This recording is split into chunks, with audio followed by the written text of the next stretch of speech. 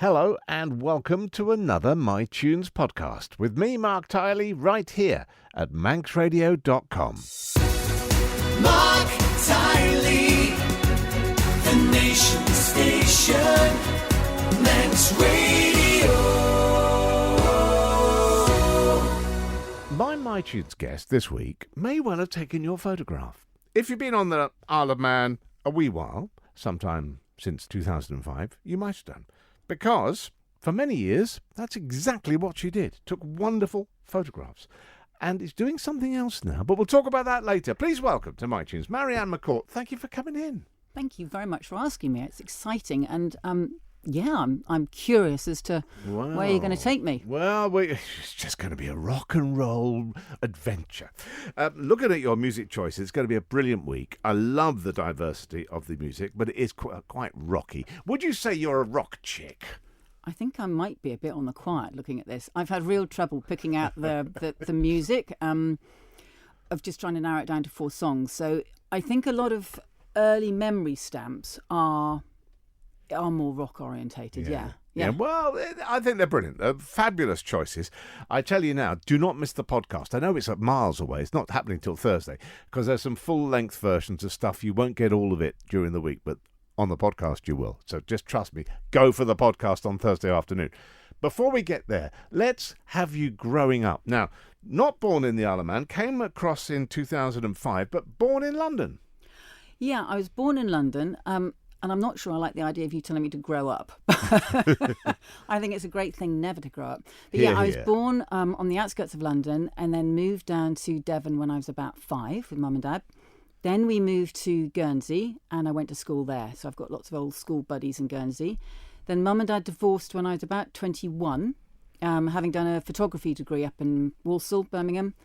And Mum and I moved back to Devon, so that gets us to about 21-ish. Yeah. Which is a very long time ago. Well, let's stay there for a while, because the photography, really, before you went on that course, your degree course, you were taking photographs from quite an early age, weren't you? Yeah, a friend and I had a darkroom set up in her granny's bathroom. And we had all the trays, when you do the wishy-washy bit of all that and the developer. So we learnt on film cameras. There's nothing digital then, so you learnt how to expose properly and how to take what you wanted, because printing was a different thing, and you learnt how to print. Everything was done manually, but it was a great passion, and she and I used to go off to Exeter for courses, and it was just sort of a weekend thing. So I've always loved it. I've always been very, very visual. I understand visual much better than the written word. In the days you're talking about, I was also taking photographs and developing them myself. I think one of the things that strikes me is volume. These days, with digital, you can do 1,000 and it's fine, and you can get yourself burdened with going through thousands and thousands of photographs. When you were using film, probably maximum on a stroke was 36, and you took a back and had a look. And do you think we took more care over getting the sort of thing sorted before you ended up taking loads and loads of photographs? Great question, variable answer. I think some people now who I know have had a lot of training or who train people are equally specific in what they take, how they frame, whatever.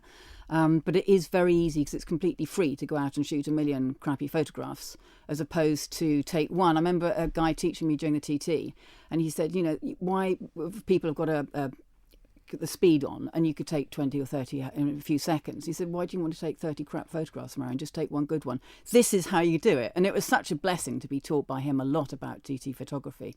So it really, it's thinking about what you want the end picture to look like as opposed to just going with a wish and a prayer. So has the composition, I suppose my real question is, has the composition of beautiful photographs changed with the advent of digital or not? I don't know if the composition of the final image has changed. I think how you get there has changed massively. I used to love working in a darkroom because, as opposed to now, you weren't quite sure how it was going to look until it sort of came up in front of your very eyes. Well, it was interesting because when this friend and I had a wee darkroom that you could change it slightly by, I'm sure you're not meant to, but rubbing in raw developer and stuff to make it darker or dodging and burning. But then when I was at college in Walsall, we actually had really grown-up machines that you had to get everything all the expertise had to be done in the printing because it went in the machine and you couldn't change anything. And that was like a real novelty then. It was as good a machine as the press had. But before then, you could change it a lot more yourself. It's just a learning curve, and technology is an amazing thing when you use it to help you as opposed to destroy you. Yeah. Let's have your first choice of music. And I adore this track. Talk me into it. Why have you chosen the Hot House Flowers? This is one of my go-to songs if I'm feeling a bit down in the dumps and I need cheering up. And I like watching it on video as well because they put a lot of that back into my Voom, let's put it that visually, the gentleman there. But I love it because it's life's ups and downs. It talks about challenges. It talks about problems and obstacles. And there's just, I really love words. So obstacles to me are challenges. They're never something that stop you. They're just something, oh, how can I get around it? And where also the interesting thing is we're taught, I'm getting all life coachy here, we're taught to avoid pain. It's a basic human instinct. We avoid pain and we go towards pleasure. And when we can just see that pain is a cycle, it comes and it goes, like emotions, they come and go, life really opens up. And in here they talk about the rainbow. If you have a rainbow, there's going to have to be some rain, you know? So I just love this song.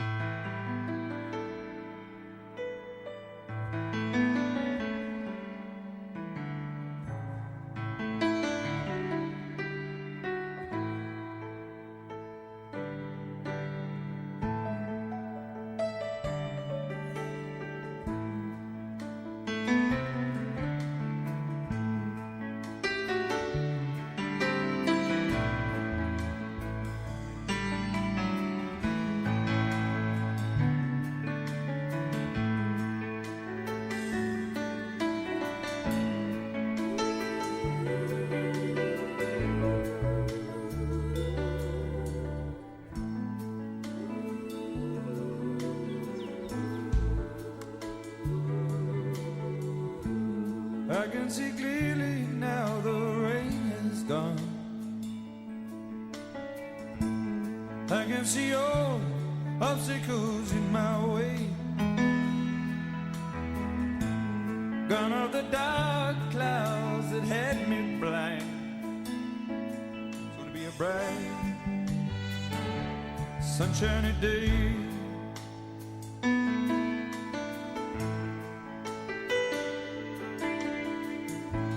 Think I can make it now the pain is gone. All of the bad feelings have disappeared. Here is the rainbow I've been praying for. It's gonna be a bright, sunshiny day. Bright, bright, sunshiny day. Look all around, there's nothing but blue skies. Look straight ahead, nothing but blue skies.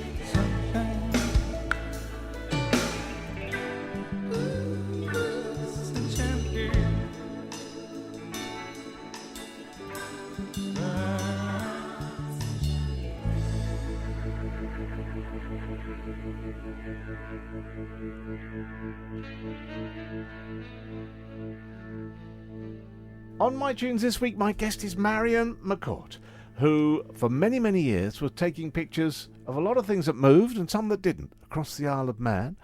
And she hinted yesterday about moving into a different area. We're going to save that for later on in the week. But Marianne, I want to go back to photography because I love taking photographs, always have done. We talked about developing the old school smell of the chemicals, the mystery of the darkroom. But when you were really, really busy taking photographs, what were your favourite subjects? Ooh, what an excellent question. I have a reputation for making people look great. And people will say, why did you get the best brides and grooms and whatever? And you think, well, everyone has beautiful things about them. And when you can find that beauty in someone, I think you start getting great photographs. It's getting an empathy with the person and the person trusting you enough to be able to see that side of them. One of my great joys over here in the Isle of Man was photographing Davy Knowles and Backdoor Slam. And when we first moved here, they used to play down in Port Erin, so it must have been the Bay Hotel. Yeah. And we'd all be crammed in and you'd kind of get to the front with a camera and be taking photographs. And that was a great joy. So I love photographing people. The main thing would be people. I've done quite a lot of landscape, a lot of TT work, but just love that connection with people. And Davey, well, we're going to play something by him at the moment, very particular version of a song as well. I'm glad you've dug that out because I've never heard this until today, which is very exciting. Half the reason I do this. People surprise me with lovely tunes. So you've got a lot of pictures of Davey. Yeah, the original band. I put together a wee book for them and I think Davey's probably still got it, but it was the original band and I photographed them playing and then I did a shoot down on the beach down in Port Erin. So I had great fun and he's just a delight, an absolute delight. I think he's one of the most inspirational young people. He's polite, he's kind, but God, does he kick ass and play guitar. Yeah. You know, he is a master. And one of the reasons I chose this is because he's an inspiration. He is a master. He's an absolute master of his craft, which is just a delight to see anyone who loves what they do. It's almost like he's just in flow the whole time with it. We will come on to the track shortly. You touched on weddings. How difficult is it to be a successful wedding photographer? Again, it's back to empathy. It's back to understanding what the bride and groom want and having a bit of a thick skin as compared to other people may be concerned, because you can be given a list of photographs that they essentially want. And that can be tricky, but I had great fun doing it. I love doing it. Oh, I did love doing it. I don't do them anymore. It was a joy. It really was. And when people trusted you to be creative, which is why they employed me and gave me the time to be creative, it was one of the most lovely things to do. What were the trickiest moments in any wedding? I don't need you to name the bride, the groom, or indeed the mother of the bride. Have you had particular, oh my goodness, really moments? Yes, I think it would be fair to say. One was a bride and groom and the parents had separated. So there were lots of sets of parents and they'd wanted a picture of the mother and father of one of them. And I was kind of humouring it along, which is the best way with this sort of thing. And I heard everyone behind me go, oh! And I just looked and said, come on, you two, it's not your day. Just, I won't use the language that I use because it was probably slightly irreverent, but we got the picture. It's only difficult if you make it difficult. If you treat it with humour, and I think there's a lot of situations in life that they can be difficult, or you just think, how are we going to get around it? I was being paid to get a picture of A and B. I got the picture of A and B.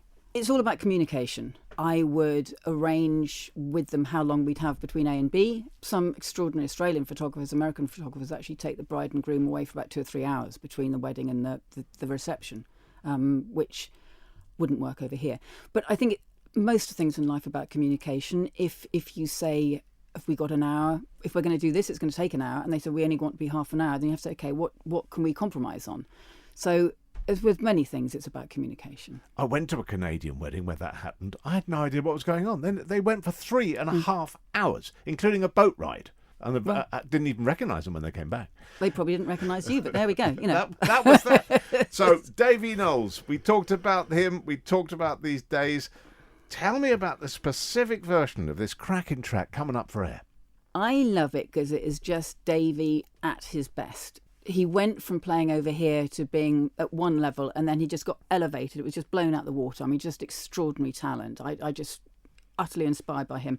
But this is just him. It's the rawness of the voice, but it's the gentle. It's all those opposites and just extraordinary guitar playing. And I'm just thrilled that you'd never heard it. That's made my day. Here it is from the Best of the Bootlegs 2017 album. Davy Knowles, coming up for air.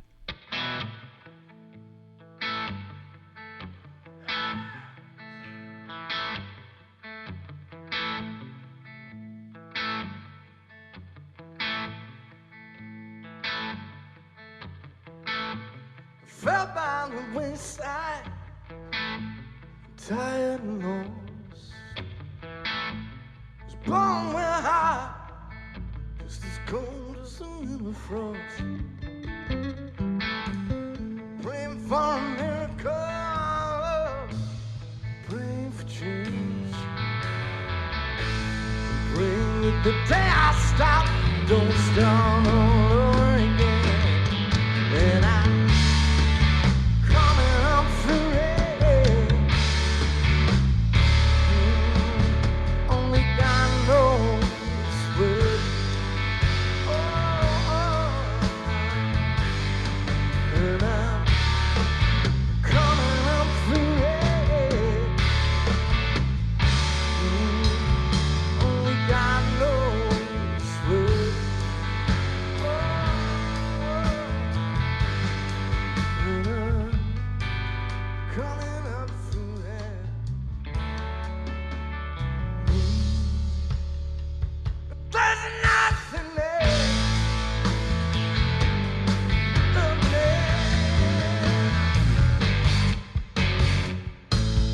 Have you ever tried to hold yourself up?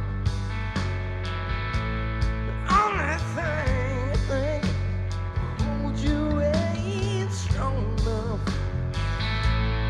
I light a candle, the tunnel smoke. Would you do anything? Can I try to save the soul? And I'm coming up for it. Only God knows where. God knows where. And I'm coming up for it. Only God knows where.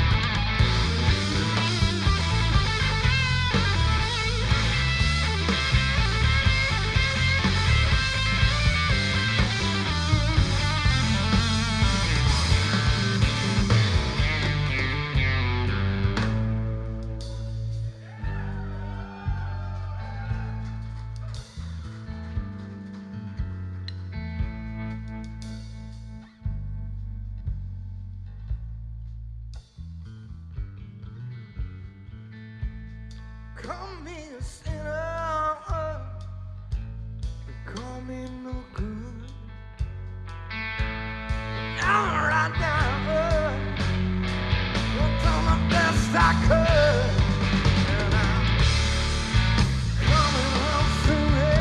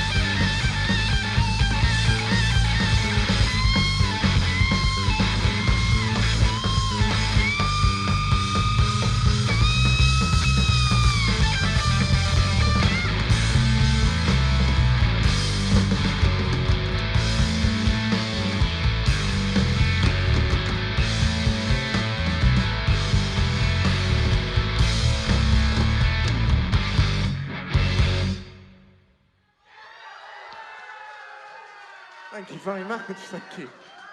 In a little list of tunes that I have in front of me, there is a woman coming up, and she's going to be featured today, who happens to be one of my very, very favourite female artists in the rock genre ever.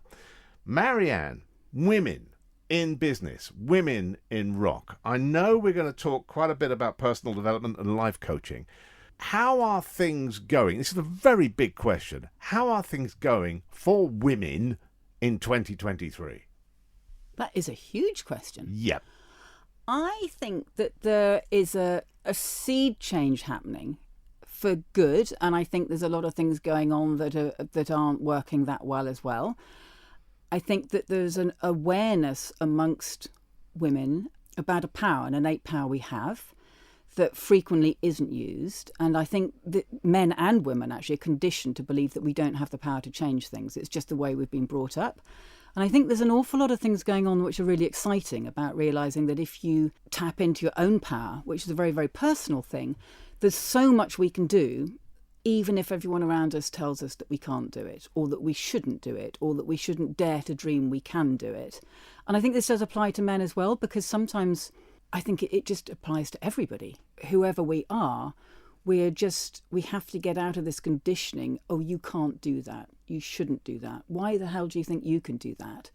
To come back and think, actually, yeah, damn it, I'm going to do that. That's what I want to do. That's what I love. That's what makes me smile. You can talk about it being a purpose. You can talk it about being your religion, your whatever you want, words you want to use it. But I think it's very, very powerful. When I looked at this artist, Kate Bush, only recently there was a whole evening on BBC 4, I think it was, about her and about her development as an artist and the people that helped her. And the people that helped her were so positive when you had the likes of Peter Gabriel, David Gilmour, people who recognised her as a talent, and I think sheltered her from the male-dominated record industry as it was then, because it was brutal. But when she started out, these companies were massive, all-controlling, She kept an innocence about her, didn't she? And I think her family were a very, very big part of that. And as you said, a lot of people mentored her. But she kept that innocence. And if you look at it sort of now today, you'd kind of say that she didn't give a about what people thought about her.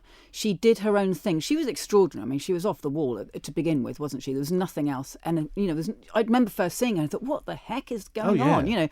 What is all this Wuthering Heights stuff? It was just the weirdest thing ever.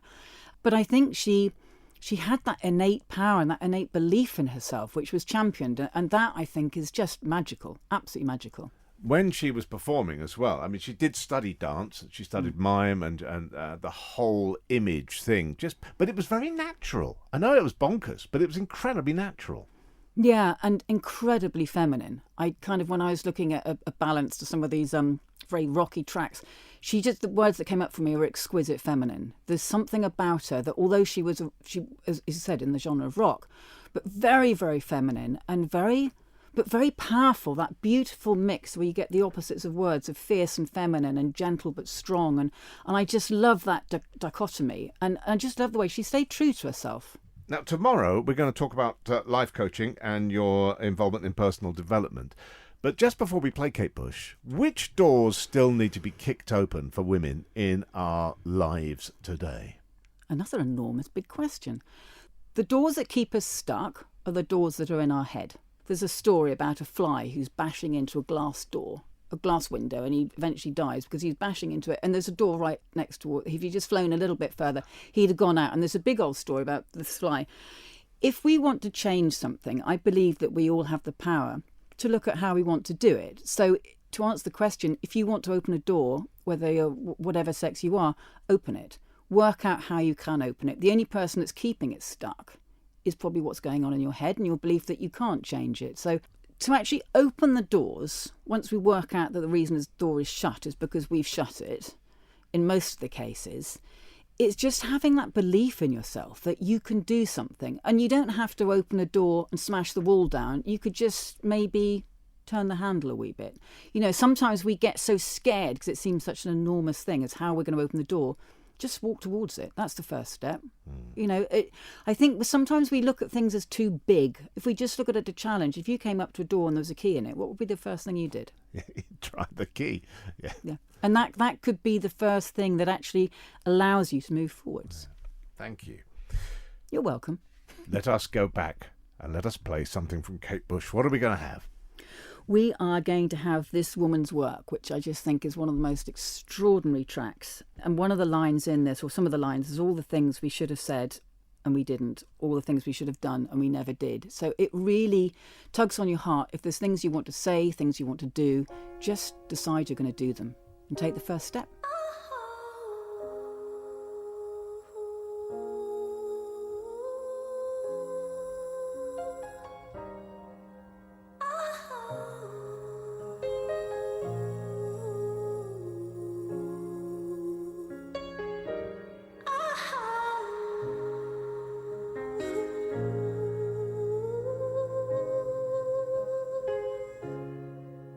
Pray God you can cope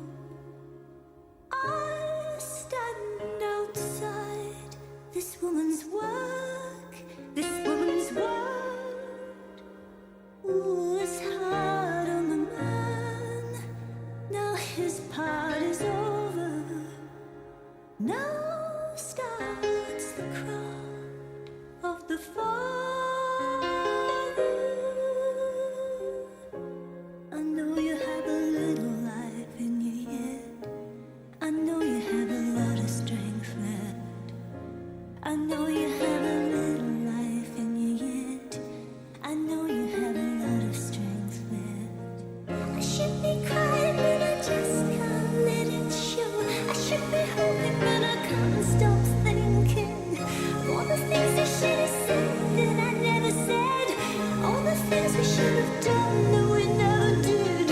All the things I should have given that I didn't. Oh, darling, make it go. Make it go away.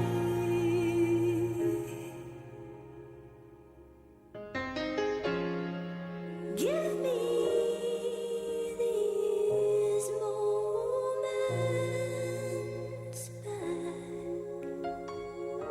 Give them back to me. Give me that little kiss. Give me all. I know you have a lot of strength left. I know you have a little life in you yet. I know you have a lot of strength left. I should be crying, but I just can't let it show. I should be hoping, but I can't stop thinking. All the things we should have said that we never said. All the things we should have done that we never did. All the things that you needed from me. All the things that you wanted from me. All the things I should have given that I didn't. Oh, darling, make it go away. Just make it go away now. It's Thursday. It's my final day with my wonderful My Tunes guest, Marianne McCourt, who's been with us all week. We've talked a lot about photography, talked a lot about music, and I'm delighted about that. But today, I want to talk about your move into a different area, because you're not taking so many photographs anymore, but you're heavily involved in life coaching and personal development. What prompted you to make that change? I have become more and more interested in the mind and how we think, and how we think allows us to do things, or how we think keeps us stuck. And I've just found it fascinating. So I delved more and more into the study of that, and that naturally developed into helping other people see why they're stuck and helping them to get where they want to go. And having that belief, I think it's marvellous. If someone champions you and says, yeah, I know you can do this. It's so powerful. So it became really from my journey of learning, and then wanting to help other people, sharing what I'm learning. And I'm a perpetual learner. I will always be learning. I've got that kind of brain that just wants to study and learn, and to use that and get paid to use that and to help other people is just magical. Now, did this involve a considerable amount of retraining as well? Yes, yeah. I've done quite a lot of I've done lots of different courses to do with mindset, to do with coaching, to do with optimizing who you are, a whole load of different stuff, and take the bits of all those things to work out how I can help someone become who they want to become. I was talking to a good friend of mine, a retired doctor actually, about how complicated life is for everybody at the moment. And the search for peace and tranquility within your own home is getting harder and harder due to all the devices, all the sudden contact with friends and this and that. Before all that, you could go to your bedroom as a youngster and read a book, and you didn't know what your friend was having for lunch, which was quite refreshing. It was magical. Has it got really more difficult, is what I'm saying, to turn off and to really relax? I think it's a matter of you saying to your brain, this is what we're doing. Because many people, you either get run by your brain or you run your brain. You know, it's one of those things. And we can get into habits. We have habits that are good habits. We have bad habits. But they're choices, which is fascinating. You think, oh, I didn't realise it was a choice. Well, it is. So I switch off stuff at night. So I don't watch films and go straight to bed. I'm not online and go straight to bed. I give my brain a chance to calm down. And I make certain points during the day where I do things very consciously. I think I've become much more conscious about my time. But when I was young, when I was young, social media didn't happen. No. You know, a mobile phone was the size of a breeze block. It wasn't. That was when I was in my 20s. So things have changed massively, but a lot of social media puts people into victim mode. oh, I did this and I did that. Whereas actually, just turn off Facebook. Switch it off. If you don't like something on telly, switch it off. We don't have to bombard ourselves with all this crap that's coming up. We really don't. I love Facebook. I love social media. I use it. It's a tool for me. They're all tools. It doesn't use me. I don't allow it to become an addictive thing. I use it and it's fun. And I think, okay, I'm going to do this. And that's what I use it for. I guess, well, I know in the radio world and TV world, we're all looking at things a lot because you do pick up things that you want to discuss on a programme or whatever. Somebody said to me, it was all so simple when we were little. A holiday romance. Boy meets girl, boy or girl meets boy. They go back home, girl writes to boy doesn't reply, that's the end of it. Brilliant. I love it. Absolutely brilliant. No messaging, nothing. That was it. Yeah. No overthinking. Oh, what does this mean? He hasn't. What? There's a great film, isn't there? He's really not that into you. Yeah. It's true, and it can work both ways. It's. Yeah. I think that one of the problems is that we allow things to run our brains rather than us thinking, I want to look and see what's happening in the news this morning. And there's a lot of science that if you listen to something 50 times, you will be much more impacted by it than if you listen to it once, get the news, and then you switch that off. It doesn't mean that you're more effective or less affected, but it really screws your head up. And it turns into almost like a repetitive thing. It can become really bad for our health. Unfortunately, for all of us here, you are leaving the Isle of Man. You are returning to Devon, which obviously is a gorgeous place, and I don't blame you. It's a beautiful, beautiful place. Will you continue along this line, or might you start taking more photographs when you go back to Devon? I think I will very much continue in what I'm doing, but yes, I'm looking forward to doing a lot more photography, and I'm also looking forward to writing. I've got a lot of things that I want to write, start writing some books, so I'm looking forward to that. And I think I love the idea of a new chapter, and because I coach a lot of people around midlife who feel stuck and they kind of think, and you suddenly get like a slap in the face and Christ, I'm not immortal. Well, how the heck did I get to this age? And you realise you haven't got a lot of time left. One of the reasons the move is happening because I thought I just want to start this thing. I don't want to get to in 3 years' time and think, oh, I wish I'd done that 3 years ago. And I think we become much more conscious about our time and using it how we want to. And it's exciting. So yeah, I've had the most fantastic time here in the Isle of Man. I love it. It's a beautiful place. Got lots of great, great friends here who hopefully will come and visit me in Devon. New holiday place to come and stay. And I'm sure I'll be back. Well, I know I'll be back. Good. Last track of the week. What have we got? Oh, I just love this song. So it's Stairway to Heaven, but it's the live version. And it started with, this is a song about hope. And then as he goes on, we get this fantastic line. Does anybody remember laughter? And there was a whole thing afterwards. He said, oh, I ad-libbed, or whatever. And that line, does anybody remember laughter? It just kind of is a bit of a thing in the face. We get so serious about stuff. Life's meant to be fun. Life's meant to be enjoyed. And we forget to laugh. We forget to play. We forget to have fun. Look at a child. They laugh and laugh. They fall over. They learn to... We just forget all that. We're conditioned to be so flipping serious. So, and this is just one of the rock tracks of the world. Oh, yeah. Again, there's an awful lot of guitar going on in these tracks, isn't there? And Robert Plant, my God, if you watch the video of this, again, Va goes back into the Va Va Va Voom with this. I mean, just an extraordinary... There's something so authentic about him in this song, and just phenomenal guitar solo. I mean, just amazing. Well, we'll take a portion of it now. The whole thing will be on the podcast. I just want to look at this. Yes, this year, this recording at Madison Square Garden is 50 years old. My this God. year. I know.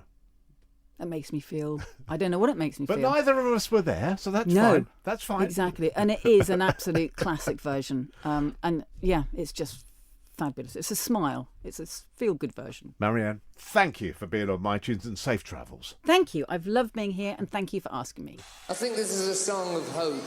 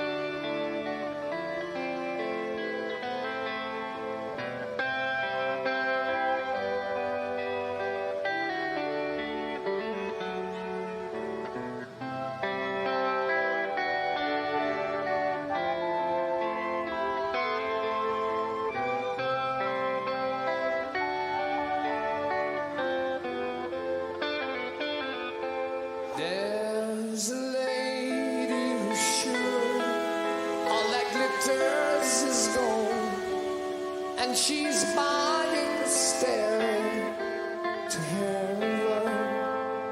And when she gets there, she knows if the stores are all closed, with a word she can get what she came for. Ooh, and she's buying the stairway to heaven.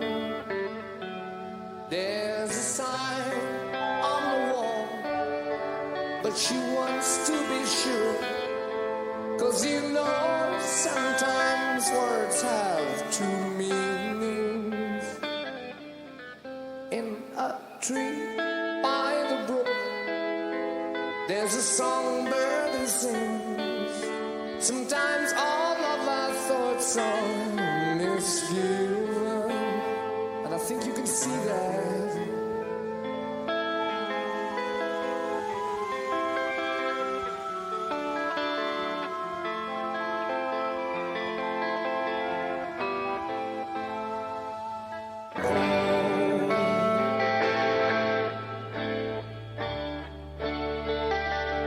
And it makes me wonder, she does. Oh, yes, sir.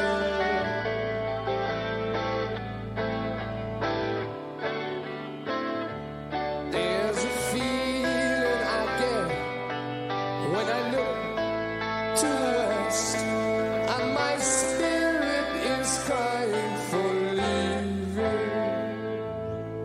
In my thoughts I have seen rings of smoke through the trees, and the voices of those who stand looking.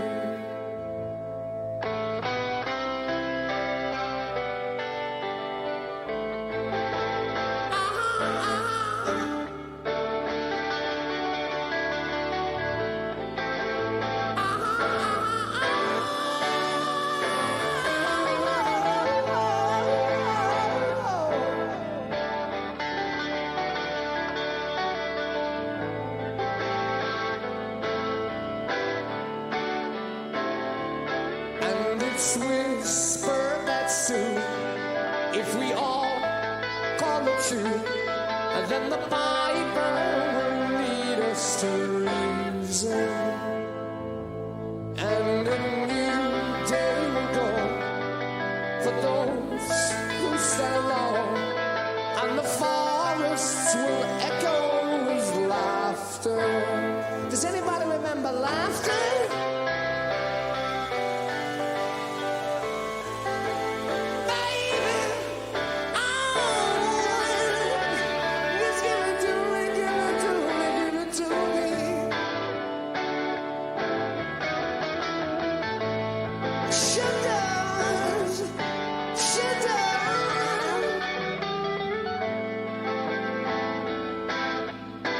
But I got some good news. Listen, if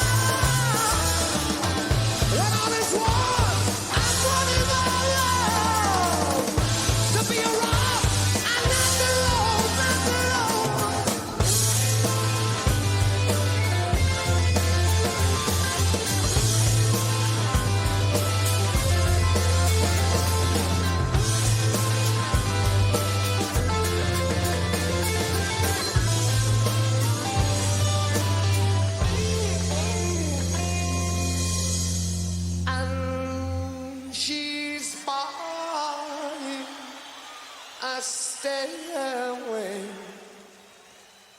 to heaven.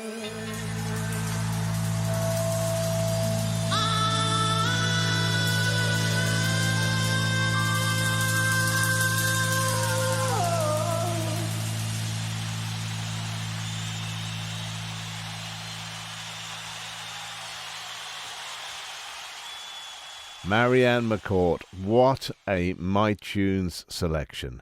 Thank you so much for joining us, and very best wishes for your new adventures in Devon, and do come back and see us soon. And I hope you can join me for the morning show, the Shaw Morning Show. Marc Tyley in the morning at manxradio.com every weekday, Monday to Friday, 9:30 until 12. And thanks again for popping in for the My Tunes podcast.